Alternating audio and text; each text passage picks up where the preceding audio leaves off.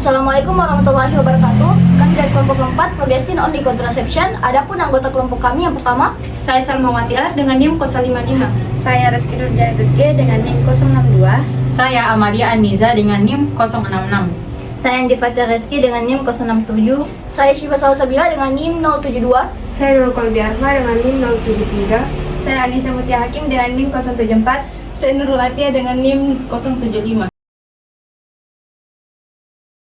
Obat antifertilitas adalah zat kimia yang menekan aksi hormon yang mendorong kehamilan. Obat ini sebenarnya mengurangi kemungkinan kehamilan dan bertindak sebagai perlindungan. Obat antifertilitas terdiri dari turunan progesteron sintetik atau kombinasi turunan estrogen dan progesteron. Obat antifertilitas sebenarnya adalah hormon sintetik.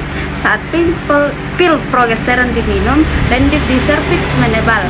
Tujuan mengonsumsi obat antifertilitas atau kontrasepsi adalah untuk mencegah kehamilan yang tidak diinginkan.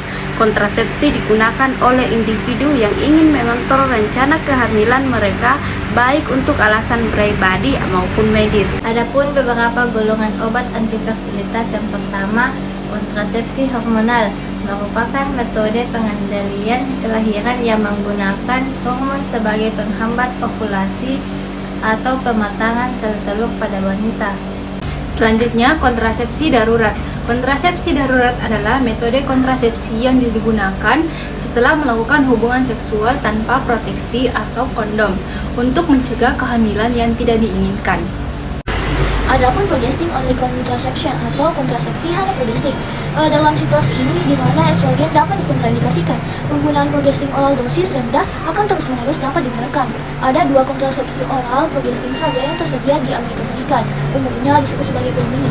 Di antaranya ada norepinephrine dan desodestrel. Di kontrasepsi oral progestin saja mencegah ovulasi. 70-80% dari waktu mungkin karena progestin ini mampu mengubah denyut atau frekuensi dari gen RH dan menurunkan respon kelenjar hipofisis anterior terhadap GnRH.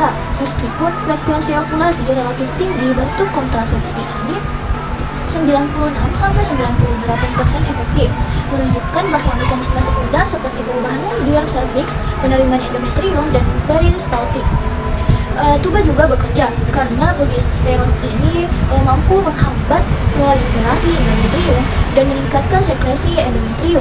Mungkin juga terjadi kasus di mana sel telur tidak dapat berimplementasi pada endometrium dan yang terus-menerus terpapar progestin. Pasien yang memakai obat ini biasanya tidak mengalami menstruasi, tetapi bercek terobosan dan periode menstruasi yang ringan dan periode menstruasinya yang tidak teratur biasanya terjadi selama 1 tahun pertama pemberian. Kontrasepsi khusus progestin juga tersedia dalam bentuk suntik dan iklan. Nandrolazepam asetat diformulasikan sebagai 104 mg untuk injeksi subkutan atau 150 mg untuk injeksi otot intrader. Dapat diberikan secara parenteral setiap 3 bulan. Bentuk sedia ini sangat efektif untuk wanita yang memiliki kesulitan mengingat untuk meminum obat harian pil atau mingguan tempelan. Implan Slatich juga tersedia yang melepas etonogestrel dan efektif selama 3 tahun. Implan biasanya dimasukkan ke sisi dorsal lengan bawah. Jadi, pada mekanisme kerja kontrasepsi hormonal, hormon estrogen dan progesteron memberikan umpan balik terhadap kelenjar hipofisis melalui hipotalamus sehingga terjadi hambatan terhadap perkembangan folikel dan proses ovulasi. Melalui hipotalamus dan hipofisis, estrogen dapat menghambat pengeluaran folisis stimulating hormon atau disingkat dengan FSH, sehingga perkembangan dan kematangan folis the graft tidak terjadi. Di samping itu, progesteron dapat menghambat pengeluaran hormon luteinizin atau disingkat dengan LH. Estrogen mempercepat peristaltik tuba sehingga hasil konsepsi mencapai uterus endometrium yang belum siap untuk menerima implantasi. Jadi, dapat disimpulkan bahwa kontrasepsi hormonal bekerja dengan cara memanipulasi kadar hormon dalam tubuh untuk mencegah ovulasi, mengubah lendir serviks, dan mengubah lapisan rahim agar tidak kondusif bagi implantasi embrio. Mekanisme kerja kontrasepsi darurat dapat dibagi menjadi 3, yaitu efek terhadap sperma, efek terhadap perkembangan sperma dan ovulasi, dan efek terhadap tuba fallopi. Terkait efek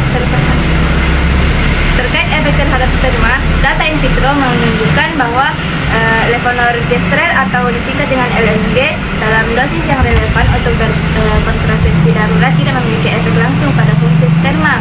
Pengamatan tentang efek LNG pada lendir serviks dan intrauterin mungkin penting ketika LNG digunakan sebagai kontrasepsi biasa, tapi tidak mungkin menjadi mekanisme kerja utama LNG yang digunakan untuk kontrasepsi darurat karena sperma dapat diambil dari tuba fallopi dalam beberapa menit setelah inseminasi.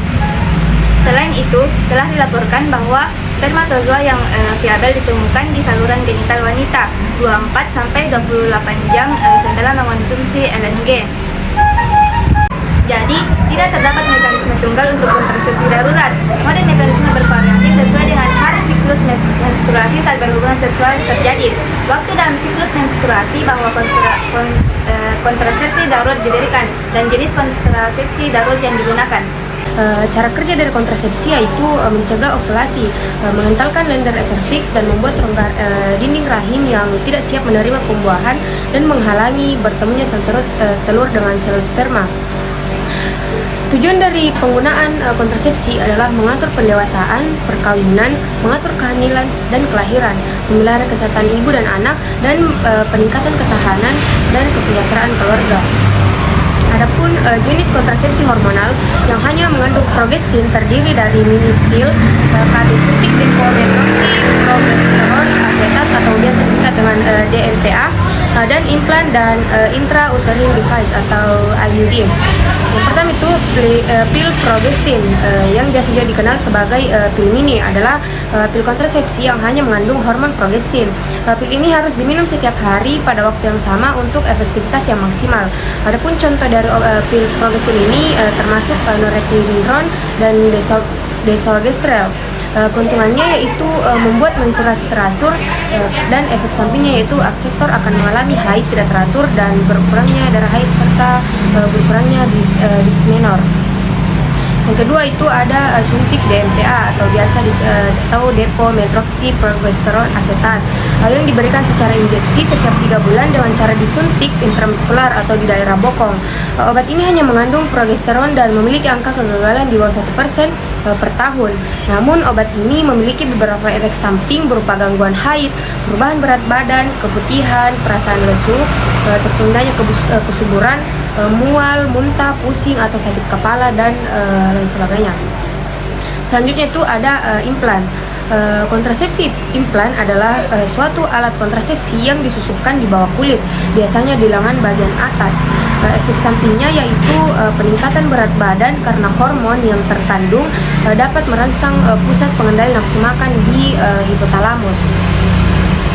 Selanjutnya untuk contoh-contohnya itu ada Norplan yang terdiri dari 6 batang silastik yang diisi dengan 36 mg levonorgestrel dan lama kerjanya 5 tahun, dan ada Implanon yang terdiri dari 1 batang putih lentur yang diisi dengan 68 mg 3 keto-desogestrel dan lama kerjanya itu 3 tahun, dan yang terakhir ada Indoplan yang terdiri dari 2 batang yang diisi dengan 75 mg levonorgestrel dengan lama kerja itu 3 tahun.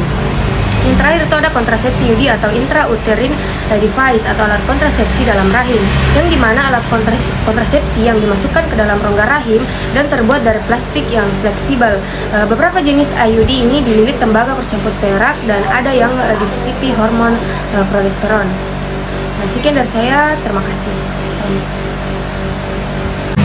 Cara kontrasepsi darurat dengan menggunakan turunan progesteron terdiri dari 0,75 mg LNG yang terbagi dalam 2 dosis. Pemberian obat dimulai dalam jangka waktu 48 jam pasca senggama. Walaupun cara ini termasuk yang pertama kali ditemukan tahun 1960, namun hanya sedikit penelitian yang telah dipublikasikan yang menguraikan tentang efektivitas kontrasepsi pasca senggama. Selain itu, dilaporkan angka kegagalan sekitar 2,4%. 7,12 metode kontrasepsi darurat progestin pertama kali diperkenalkan ke pasar Amerika Serikat dengan nama Plan B. Produk Plan B awal terdiri dari 2 tablet LNG 0,75 mg yang dikonsumsi dengan interval 12 jam. Percobaan acak telah menunjukkan bahwa konsumsi kedua tablet sebagai dosis tunggal memberikan efektivitas yang sama dibandingkan dengan interval 12 jam. Tanpa peningkatan efek samping, Plan B One Step sekarang terdapat di pasaran sebagai pil tunggal yang mengandung LNG 1,5 mg.